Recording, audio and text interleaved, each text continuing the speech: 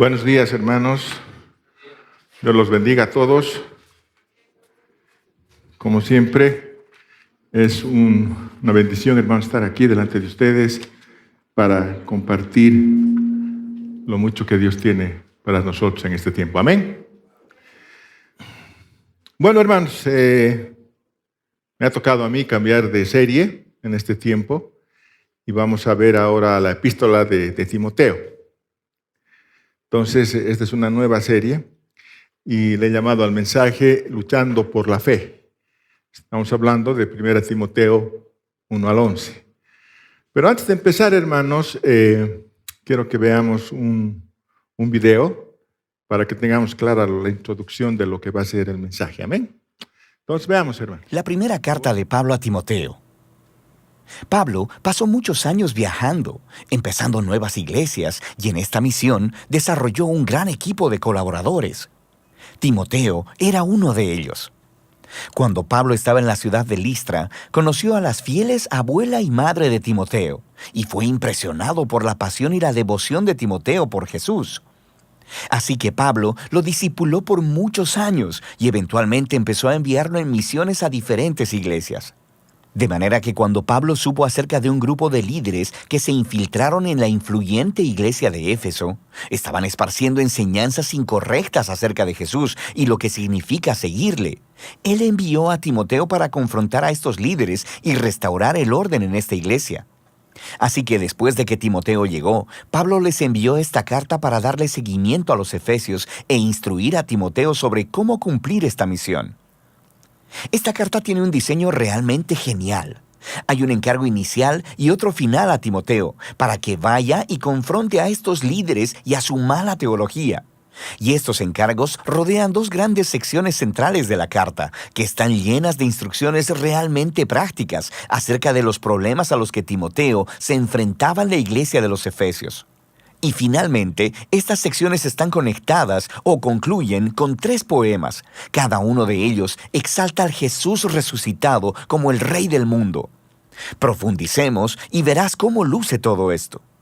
Pablo inicia la carta recordándoles cómo envió a Timoteo a Éfeso para confrontar a estos líderes que estaban esparciendo su extraña enseñanza. Les describe cómo estos tipos están obsesionados con especular acerca de la Torá, específicamente acerca de las primeras historias y las genealogías en el libro de Génesis. Y como veremos después, habían desarrollado toda clase de enseñanzas raras acerca de la comida, el matrimonio y el sexo, que no eran consistentes con las enseñanzas de Jesús o de los apóstoles.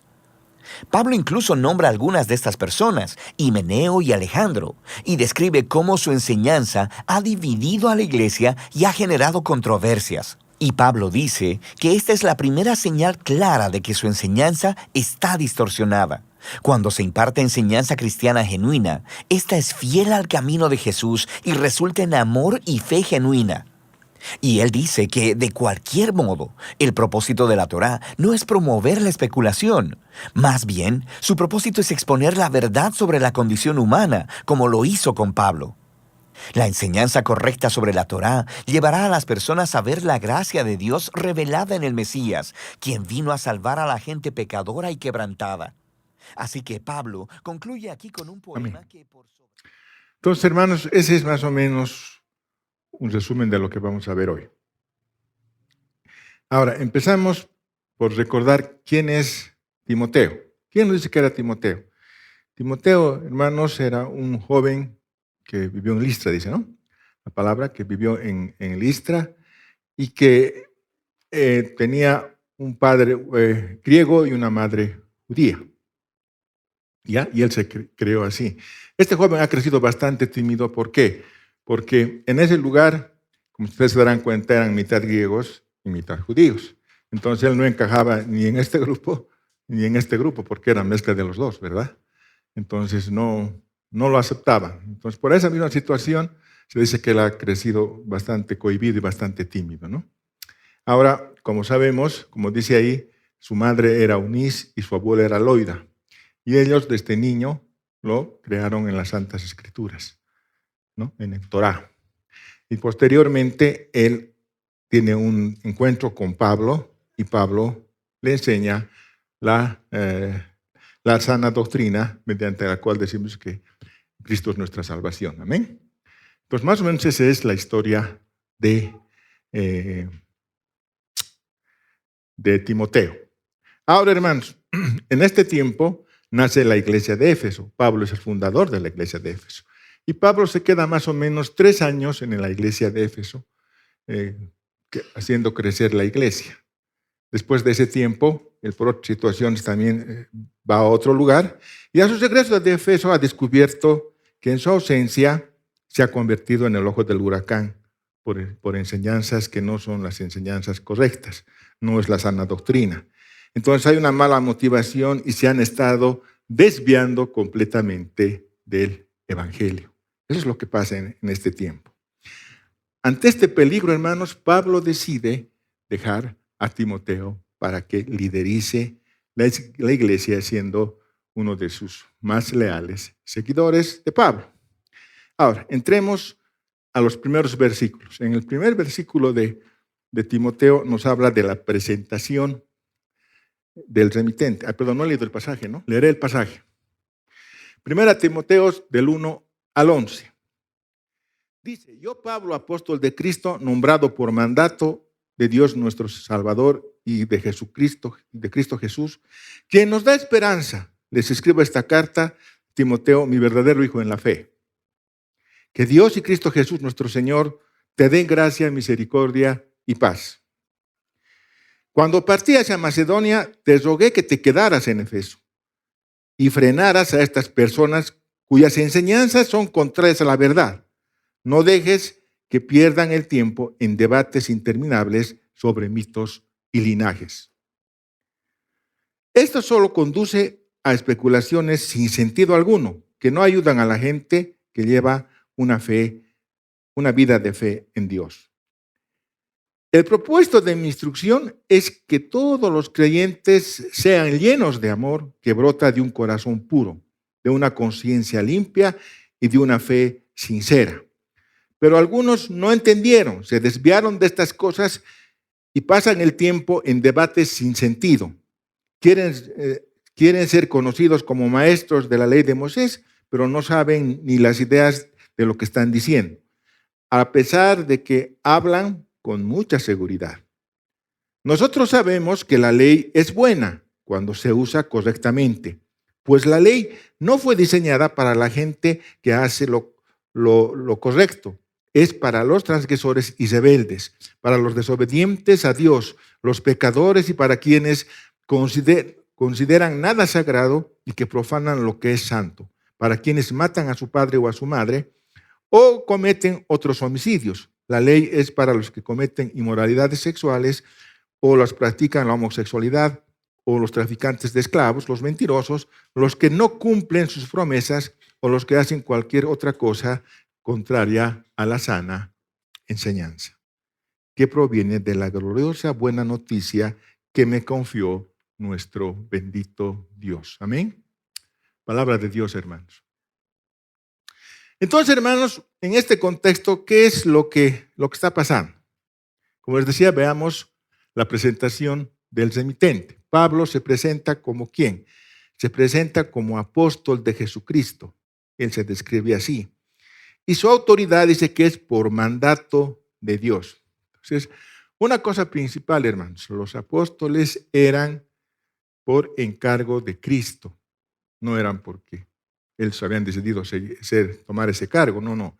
Era un encargo directamente de Cristo. Por eso Pablo dice, yo soy el abortivo, dice, ¿no es cierto? Porque él ha sido el último en ser apóstol. Entonces, como él ha sido último, ya no hay más apóstoles, ¿verdad? Eso para aclaración. Ahora, ¿por qué hace esta carta? Porque uno es para un estímulo personal para Timoteo. Recuerden que es joven, es tímido y está caminando, aprendiendo muchas cosas. Y para que la carta pudiera ser utilizada como referencia ante cualquier cristiano de Éfeso que estuviera desconociendo su autoridad. O sea, más o menos se ha dado como una especie de credencial, ¿no? Cuando alguien quiera decir, tú eres un chango o no tienes autoridad, entonces él diga, aquí está la carta de Pablo y él me delega la autoridad. ¿Entienden? Entonces también es para eso la carta que le deja a Pablo. Ahora, más adelante lo describe como su verdadero hijo en la fe. ¿Por qué lo describirá como su verdadero hijo? ¿Acaso hay hijos falsos? Que yo sepa, no hay hijos falsos, ¿verdad? Pero pone ese término, hermanos, ¿por qué? Porque como decíamos en la introducción, Timoteo ha pasado casi una década con Pablo. Entonces, son casi 10 años de seguirlo a las iglesias, de aprender, de crecer en la fe y todos esos temas. Y ese tiempo ha habido una intimidad en la relación entre Pablo y Timoteo. Por eso dice, hay una legitimidad en su relación de padre a hijo. Por eso él dice, es mi verdadero hijo en la fe. Porque hay una relación de padre a hijo.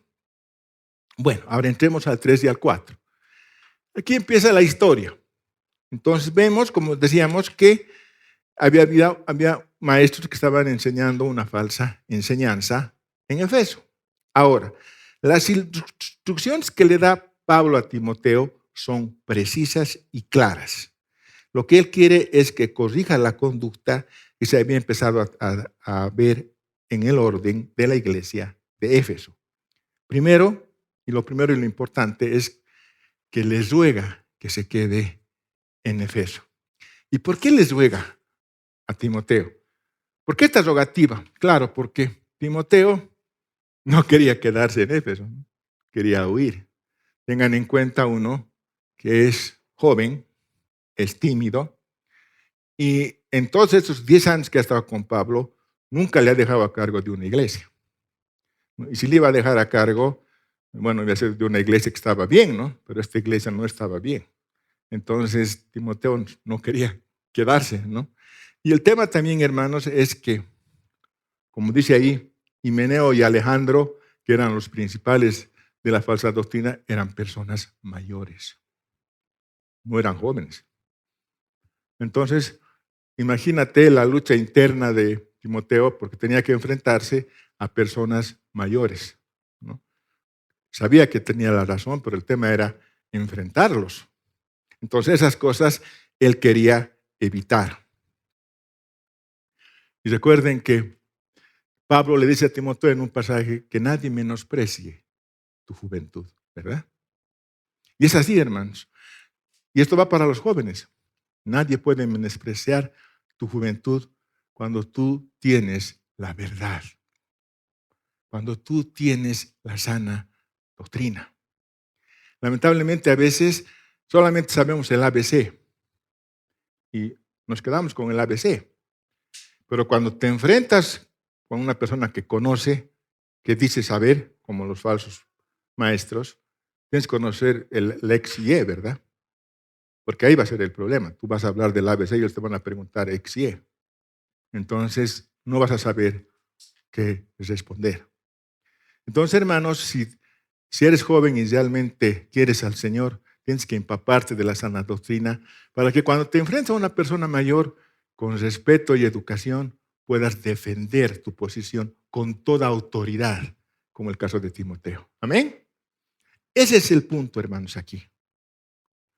Entonces el apóstol les recalca, primero, les ruega que se quede. Lo anima, le estimula para que realmente se quede como líder de la iglesia.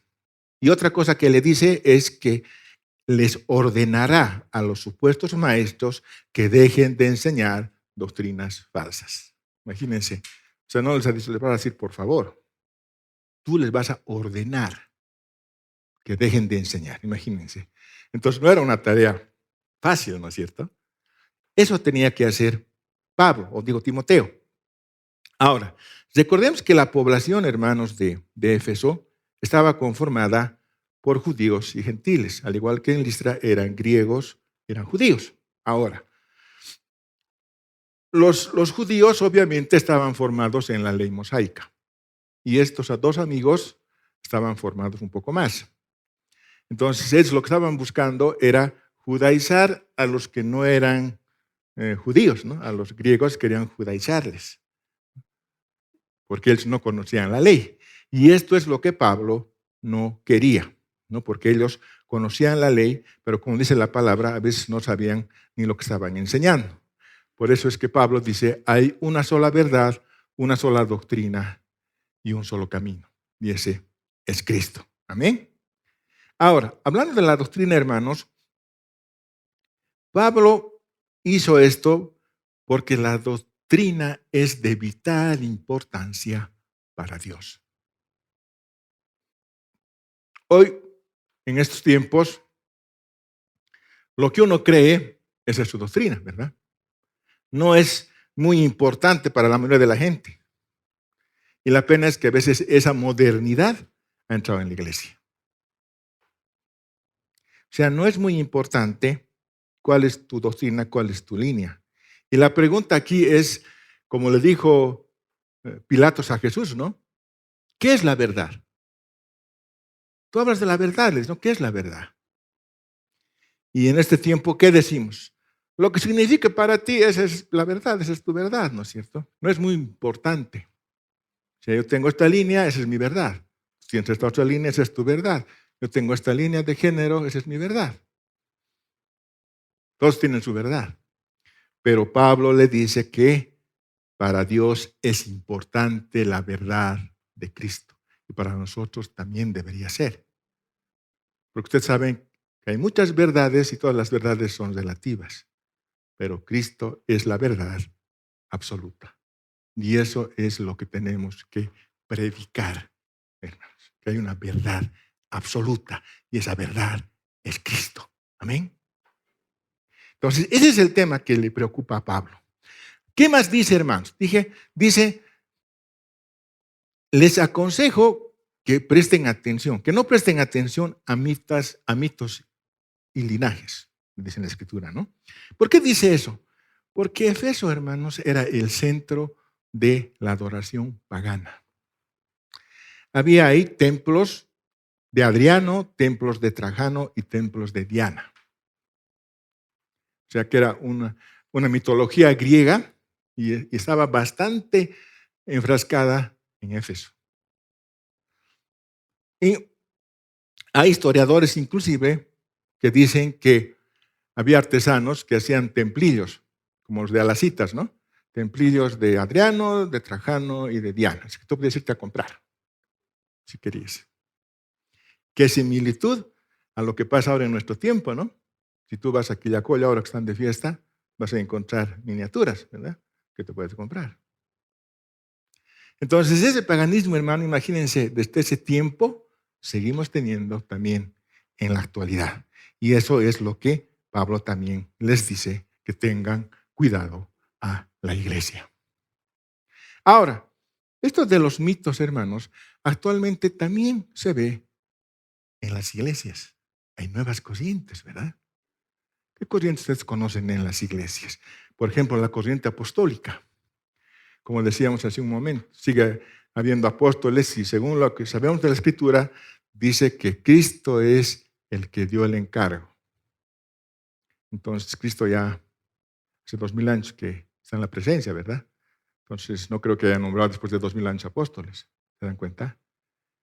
Entonces, son cosas que van contrarias a la enseñanza.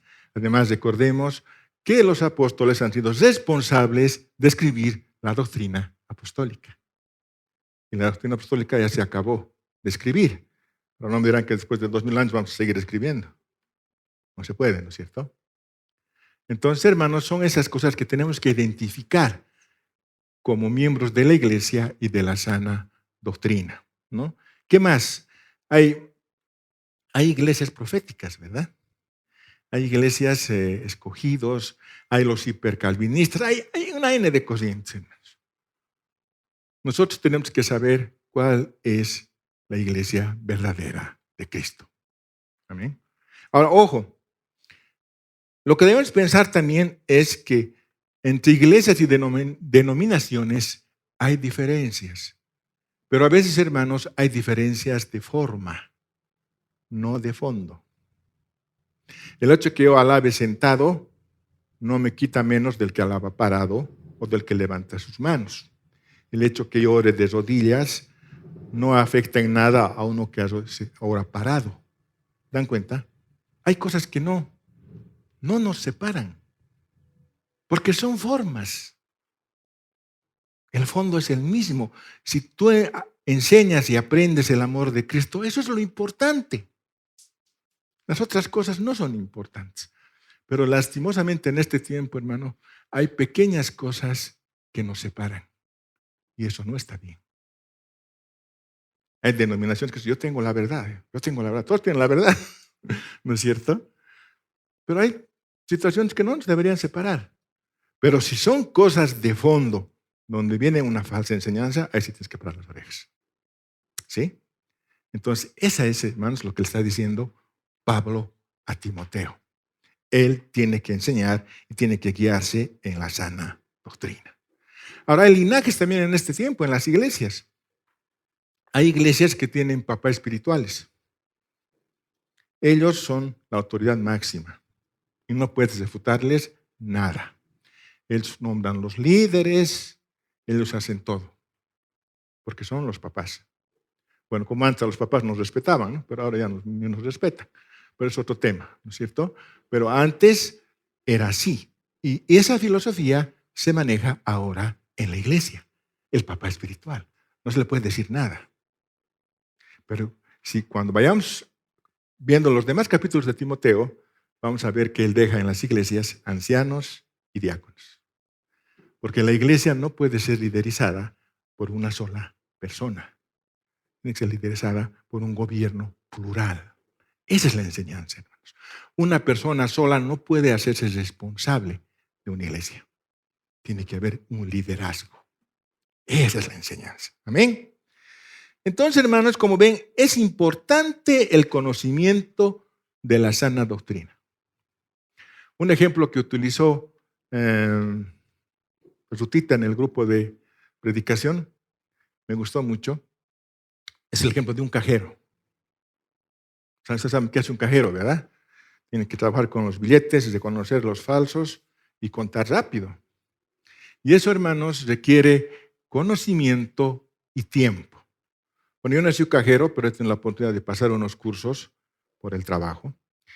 Y nos enseñaban cómo era el dólar, cómo era el boliviano, qué señales tenían, control de seguridad, marcas de agua. Algunas marcas de agua coincidían con la de atrás. Entonces, cosas tenías que saber. ¿Para qué? Para identificar el falso billete. Y lo importante, hermanos, era identificar el papel. Porque el papel del billete es especial. Parece tela, pero es papel, ¿no? Pero para eso, hermanos, se quiere practicar el tacto. Los primeros cajeros, ¿cuál es su trabajo? Encerrados en la bóveda, contando y aprendiendo a palpar. Y les ponen billetes falsos para que detecten, ¿no? Si no detectan, le cocachan hasta que aprendan, ¿no ve? Pero ese es el trabajo, hermanos. Y no es fácil. Requiere tiempo y requiere conocimiento. Entonces, esa es también la sana doctrina, hermanos. No es yo vengo aquí y ya me cae la sana. No, no. Necesito tiempo y necesito conocimiento. ¿Cuenta?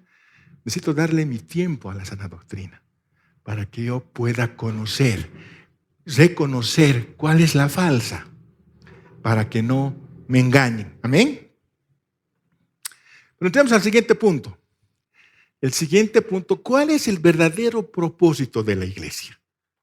¿Cuál es el verdadero propósito, hermano? Y aquí Pablo le explica a Timoteo, siempre fue impulsada por el amor nacido de un corazón puro. Primera situación. De una buena conciencia, de una fe sincera. Entonces, esos son los tres aspectos importantes que debe tener una iglesia. Primero, amor de corazón puro, buena conciencia y una fe genuina. ¿Y eso cómo vamos a conseguir, hermanos? Eso es lo que le decía Jesús a Nicodemo. Tienes que nacer de nuevo. Y él le dice, ¿en carne? No, pues, tienes que nacer en el Espíritu. Ese nacimiento en el Espíritu nos va a poner un amor, corazón puro, una buena conciencia y una fe sincera. Pues le hemos puesto ahí un trípode. Porque si se cae una de las patas, se cae la iglesia, ¿verdad? Igual, miren, la cámara también está en un trípode. Si se cae una pata, ya no me filman, ¿no es cierto? Entonces, es así, hermanos. Es importante estos tres pilares. Y como les digo, eso es el nacimiento en el Espíritu. Ahora, ¿y qué es el nacimiento en el Espíritu para quizás las personas que no han tenido la oportunidad de saber cuál es la diferencia? Veamos Jeremías 31 al 33. Y ahí vamos a explicar de mejor manera esto. Dice, se acerca el día, dice el Señor, en que haré un pacto nuevo con el pueblo de Israel y de Judá. Este pacto no será como el que hice con sus antepasados cuando los tomé de la mano y los saqué de la tierra de Egipto. Entonces, ¿de qué está hablando, hermanos? Está hablando del pacto que hizo con Moisés, de la ley que él escribió en piedra. Eso está diciendo. Van a llegar días en que vamos a hacer un nuevo pacto, le dice. No como el que hice con tus padres. No escrito en piedra. No, le dice. ¿Qué más dice? Porque ellos rompieron ese pacto, le dice. A pesar de que los amé como un hombre ama a su esposa, ellos rompieron el pacto. A pesar que me he portado como un esposo fiel, dice, ellos han roto el pacto, se han metido con otros dioses. Pero yo he seguido manteniéndome fiel, dice el Señor. Ahora, ¿qué dice el otro versículo? Por esto es el nuevo pacto que haré con el pueblo de Israel, y después de esos días, dice el Señor, pondré mis instrucciones en lo más profundo de ellos y las escribiré en su corazón. Ah, ¿qué tal? Ese es el nuevo pacto, hermanos. O sea, el nuevo pacto es cuando Cristo muere en la cruz, nos da su Espíritu Santo. Y ese Espíritu entra en mi corazón y ese Espíritu me permite entender su palabra y caminar en sus instrucciones. Ya no en mi humanidad, sino por el poder del Espíritu. ¿Se dan cuenta? Porque en el primer pacto yo tenía que obedecer, porque ahí decía, no vas a hacer esto. Yo tenía que obedecer, ¿verdad? Pero en el segundo pacto, hermanos, yo obedezco. ¿Por qué? Porque el Espíritu de Dios está en mí y me ayuda a alejarme de las cosas que no le agradan a Dios. Amén. Totalmente diferente, ¿no es cierto? Entonces, eso es lo que está diciendo aquí. Que si tú tienes el Espíritu de Dios, vas a poder caminar en sus instrucciones. Ahora, ¿qué más dice?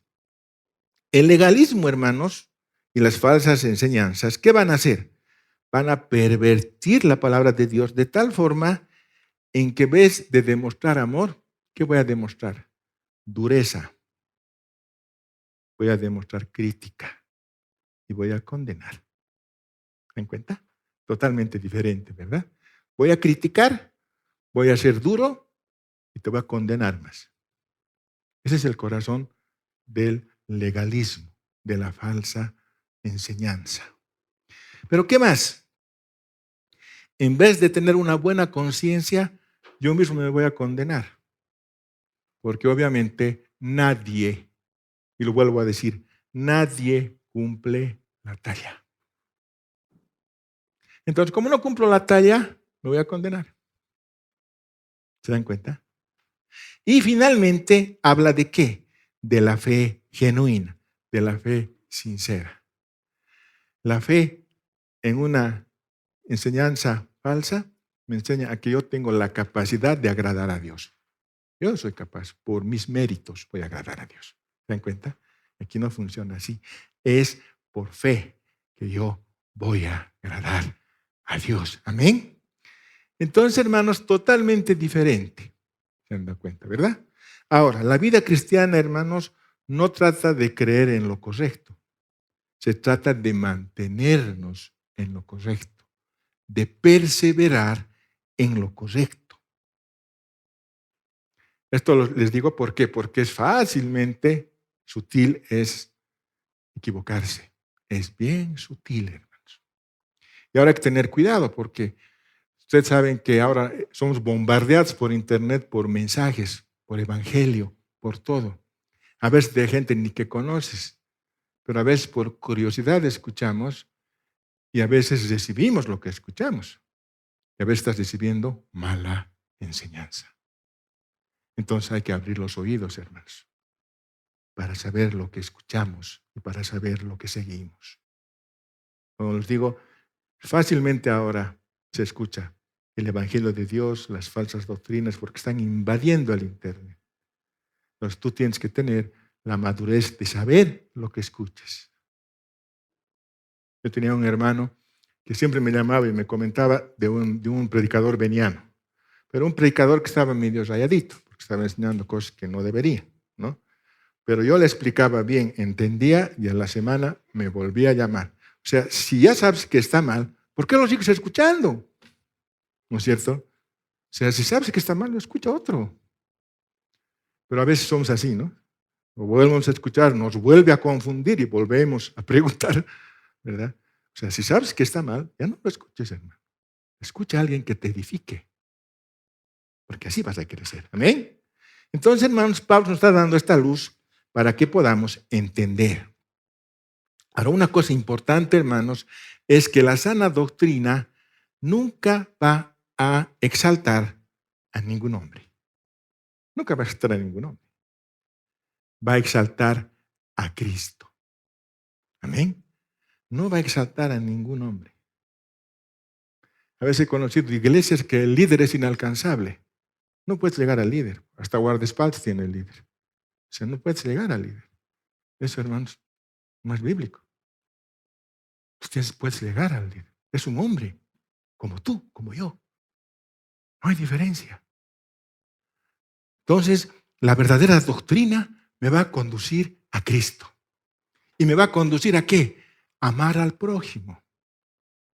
Como hemos dicho, aunque el prójimo a veces no colabora, pero igual lo voy a amar al prójimo. Amén. Ese es el punto de Pablo, hermanos. Ese es el punto que le está enseñando a Timoteo. Entonces, una de las cosas más, hermanos, de la falsa doctrina es que nos va a llevar siempre a las personas a la necesidad que falta algo más, que no es suficiente el Evangelio. Tienes que hacer algo más. ¿Se dan cuenta? Como decía el dibujo, ¿no? No puedes comer esto, no puedes comer tal cosa, no puedes comer. O sea, siempre hay algo más, hermano. No es suficiente creer en Cristo, siempre va a haber algo más. Y el problema es que ese algo más no me va a dar nunca descanso en el alma. Porque voy a cumplir ese algo más y me va a poner otro algo más. ¿Se dan cuenta? Otro algo más. Y nunca voy a terminar de agradar a Dios. No voy a hallar descanso. En cambio, ¿qué dice Dios? Dice, en Cristo toda la justicia necesaria para la salvación. ¿Amén? Entonces, hermanos, en Cristo tenemos toda la justicia para nuestra salvación. No necesitamos nada más. Ese es el mensaje principal de la sana doctrina. Esa es la gracia, hermanos. Ese es el regalo que Dios nos ha dado. Alguien me decía, no, pues en la iglesia todos son santos. En la iglesia venimos los pecadores, los que estamos conscientes de que no somos buenos, los que necesitamos a Dios. Yo le decía, vas a un gimnasio y debes ver pura gente light, ¿no ve? Le digo, no, pues hay gorditos, claro que hay gorditos porque quieren emplacer, ¿no ve? Es lo mismo en la iglesia, hermano, le digo. No vas a ver ahí santos, vas a ver pecadores que han reconocido que necesitamos a Dios. Ese es el punto, no somos aquí los santos. ¿Amén? Entonces, esas cosas, hermanos, son importantes que tengamos en cuenta para no equivocarnos. Ahora, la falsa doctrina, hermanos, como les decía, siempre va a querer algo más y no te va a dejar libre. Pero ante este reclamo de la falsa doctrina, ¿qué nos dice el Evangelio? Nos dice, la deuda ha sido pagada. Tus pecados son perdonados. Eres libre. Amén. Esa es la diferencia, hermanos. Dios nos ha dado libre albedrío, eres libre. El tema es que no podemos entender lo que Dios quiere hacer. Y vayamos a los últimos versículos. ¿Cuál es el propósito de la ley? ¿Cuál es el propósito de los 10 mandamientos? ¿Cuál es el propósito de la ley, hermanos? Cuando un país hace una ley, ¿cuál es el propósito? El propósito, hermanos, es que nosotros sepamos lo que no debemos hacer, ¿verdad? Es el objetivo de la ley. Esto está permitido y esto no está permitido. Esa es la ley. Ahora, si es así, entonces la realidad de la ley es que la ley es buena en sí misma. ¿Por qué? Porque me muestra la ley lo que no le agrada a Dios. Eso es lo que me muestra la ley. Lo que no le agrada a Dios. Es decir, muestra al pecador su pecado. Y como dice ahí, en realidad, ¿qué muestra la Torá? La Torá muestra mi condición humana. Y cuando veo mi condición humana, digo, como dice ahí, ¿no? Wow, o sea, yo no voy a poder con esto. Claro, obvio, porque soy humano y soy débil. No voy a poder con esto. Esta ley es muy dura. ¿Se dan cuenta? Y esta ley, hermanos, y esta condición me va a impulsar ¿a qué? Me va a impulsar a Cristo. Me va a impulsar a la gracia. Ese es el punto de la salvación de Dios. Esa es la sana doctrina. ¿Por qué? Porque esta ley me ha hecho consciente que no soy puro, que no soy un santo, que no soy perfecto, que voy a tropezar, pero que Dios está ahí, Cristo está ahí, ¿para qué? Para redimirme y para guiarme a levantarme. ¿Saben qué? El tema no es tropezar, el tema es levantarse. Y el Señor te da la mano para que te levantes y continúes caminando. ¿Se han dado cuenta? A veces cuando uno cae en una iglesia, en vez de los hermanos levantarte, te pisan más. ¿No es cierto? Ahí te das cuenta dónde estás. Exacto, ¿verdad? Entonces, tenemos que darle la mano como el Señor y levantarlo, porque ha caído. ¿Qué dice el Señor? Cuidado que tú seas el próximo. Dice, no, ¿sí? O sea, no juzgues, porque tú puedes ser el siguiente. Entonces, mejor, hermanos, le tiendo mi mano y lo levanto. Amén. Eso es lo que hace Cristo con nosotros, hermanos. ¿Cuántos de aquí no hemos vuelto a tropezar? Hemos tropezado, hermanos, a pesar que estamos en la línea. A veces, como dice la canción, tropiezo con la misma piedra, ¿no ve? Pero el Señor me levanta, hermanos. Amén. Entonces, ese es el punto, hermanos. Por eso Pablo dice que la ley es buena y necesaria. Hay predicadores que comparan la ley con la primaria. Es nuestra escuela primaria. Porque aprendemos el ABC, ¿verdad? Lo básico. Aprendemos lo que no le agrada a Dios. Y una vez que me he graduado de la primaria, voy a entrar a Cristo. Porque Él me va a hacer el siguiente paso. ¿Amén? Entonces, esos son los puntos, hermanos, de esta gracia. Ahora, ¿cómo han hecho estos personajes para desprestigiar el Evangelio? Primero, lo están manipulando a su antojo, con sistemas, con reglas, con meras imposiciones, hermanos, que son cosas secundarias, no son importantes. Pablo remarca que algunas conductas son pecados. Si hemos leído la homosexualidad, habla de el homicidio, etcétera, etcétera. Son pecados, obvio, son pecados. Pero lo único que hace la ley es mostrarnos el pecado para resaltar el Evangelio, para que siga llamando al pecado pecado. Y Jesús no ha abolido la ley. O sea, a veces he hablado con algunos cristianos y me han dicho que ya, pues la ley ya se ha abolido. La ley nunca se abolió, hermanos. Si vino Jesús, vino a cumplir esa ley. Y al cumplir esa ley, nos ha hecho libres. Eso es muy diferente. Ahora, si ustedes analizan, hay 2 mandamientos, ¿no ve? Amar a Dios sobre todas las cosas y amar a tu prójimo como a ti mismo. Ahora, si ustedes ven los 10 mandamientos, están reducidos en los 2 porque están adentro. Si yo amo a mi prójimo, no voy a codiciar a su mujer, no lo voy a matar, no le voy a robar. Lo mismo que a Quiquillanta. Entonces, ¿cuál abolió? Y es peor, porque en el mandamiento del asesinato dice que si has odiado a alguien, ya los has asesinado. O sea, no es tan fácil, hermanos. No es tan fácil. Por eso necesitamos el Espíritu de Dios para poder caminar en sus mandamientos. ¿Amén? Si no, no funciona, hermanos. Necesitamos ese Espíritu para poder entender y andar en sus mandamientos. Entonces, hermanos, lamentablemente, las falsas líneas nos han transformado el Evangelio a un sistema de reglas, ¿no? Tengo algunos sobrinos en otras ciudades que me han dicho que hasta les controlan la manera en que tienen que vestirse, cómo usar la ropa, qué música escuchar. Y así podemos ver una infinidad de cosas que la iglesia nos pone. De la ropa que yo sepa, dice en la Biblia, decoro. ¿Listo? ¿Qué significa decoro? No ser extravagante. ¿Listo? ¿No es cierto? Ahí se resume.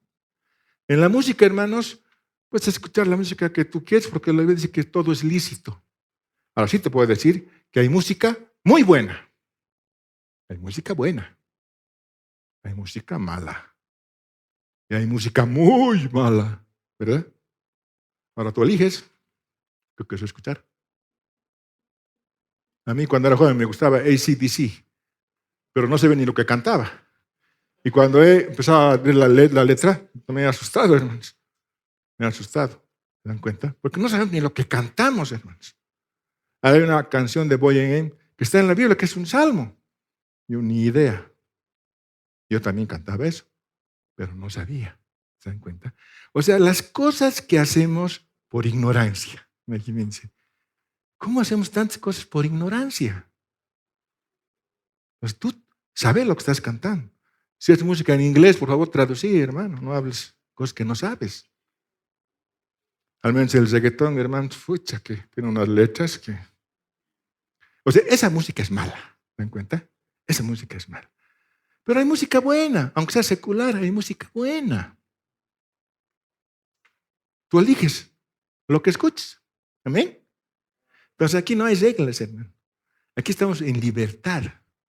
Pero tú tienes que ponerte las reglas. Porque el Señor dice, no todo te edifica. Clarito, ¿no ve? No todo te va a edificar. Entonces yo voy a buscar lo que me va a edificar. Sea al vestirme, porque la moda también a veces incomoda, ¿no? Porque a veces hay cada moda, hermanos. Entonces, tengo que estar cómodo, tranquilo y agradable a mi Dios. Porque si sé que mi vestimenta no le va a agradar a Dios, mejor me cambio. ¿No ve? Porque es lo que tengo que buscar. No agradar a los hombres. No hemos venido aquí a agradar a nadie. Hemos venido a agradar a Dios, hermanos.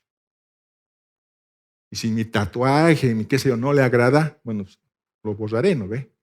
Pero si Dios no se afecta con eso, amén. Porque Dios ve mi corazón. Eso ve. Por eso a veces somos muy juzgadores. Pero tú no conoces el corazón de la persona. ¿Es así o no es así?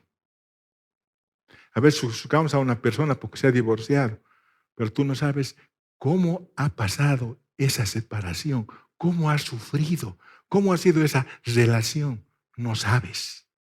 Entonces no digas, no juzgues, porque no sabes. ¿Se dan cuenta?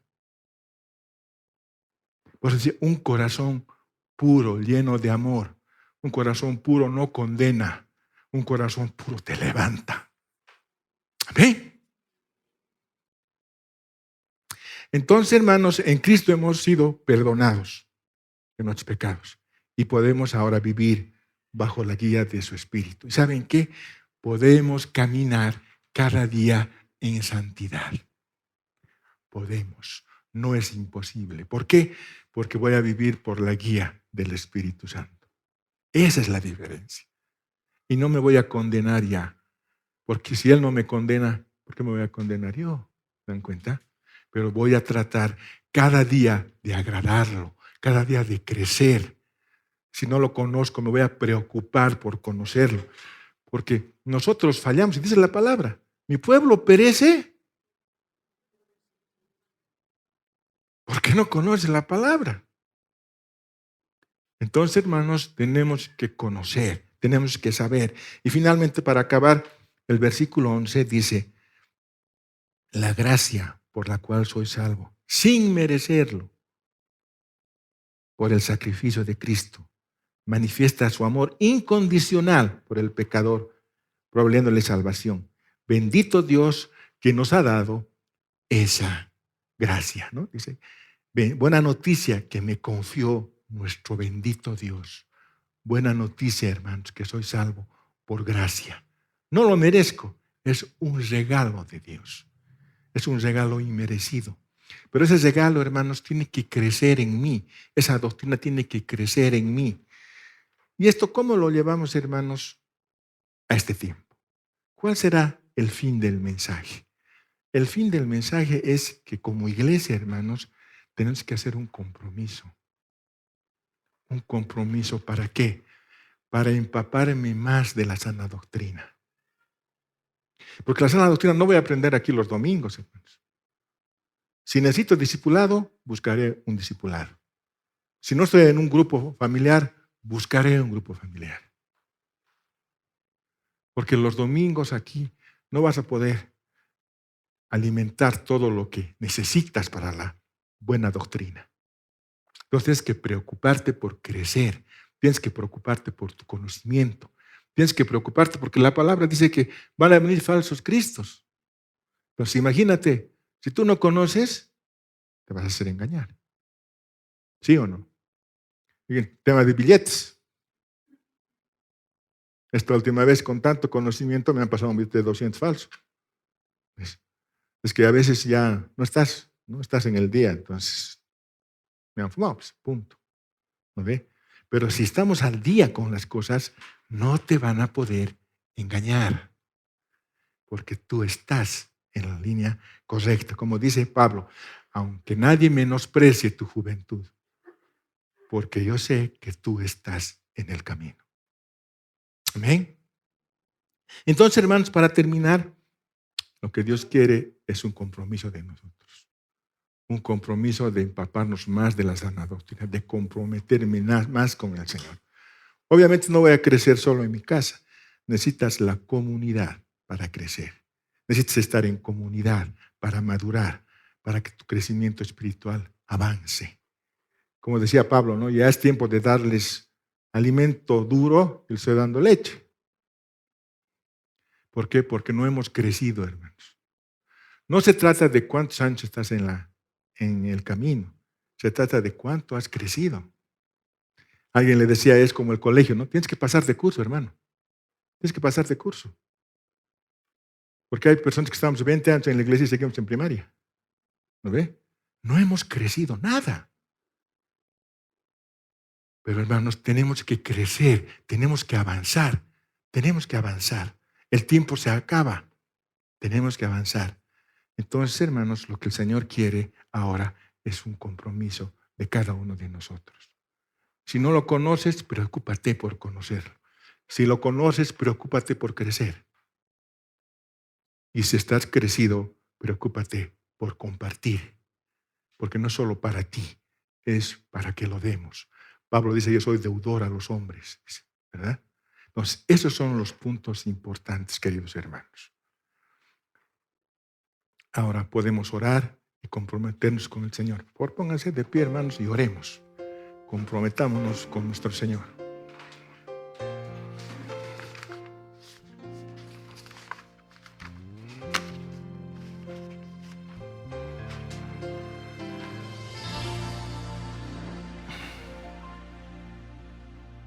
Bendito Padre, queremos darte gracias en esta mañana, Señor, por tu palabra, Padre.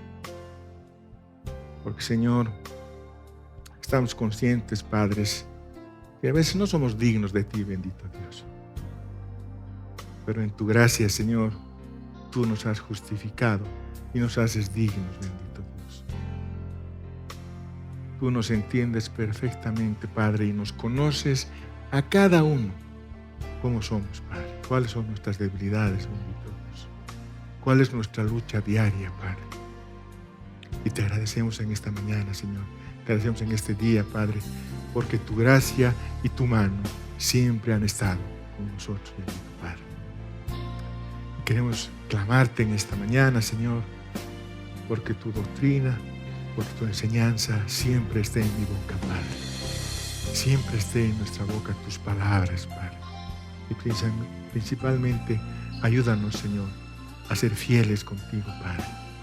A ser fieles con tu nuevo pacto, bendito Dios. A empaparme más de la sana doctrina, a ir creciendo, bendito Dios. Porque lo que este mundo me ofrece no se compara con lo que tú me das, bendito Dios. Con lo que recibo de ti, Señor. Con esta enseñanza, con este aprendizaje, con esta salvación que no tiene precio, bendito Dios. Quiero agradecerte en esta mañana, bendito Padre, y entregarte mi vida, mi corazón, Señor. Si no te conozco, abro mi corazón porque quiero conocerte, bendito Dios. Y si te conozco, Señor, quiero crecer en ti, quiero madurar en ti, quiero empaparme de tu sana doctrina, bendito Dios. Quiero conocerte más a fondo. Bendito sea tu nombre en esta mañana. Te entregamos la vida de cada uno de mis hermanos, la iglesia, porque es tu iglesia, bendito Dios. A los líderes, a los ancianos, bendito Dios, a los que tú has puesto por autoridad, bendito Padre, para que sigas dándonos la guía y la luz que necesitamos cada día, bendito Dios.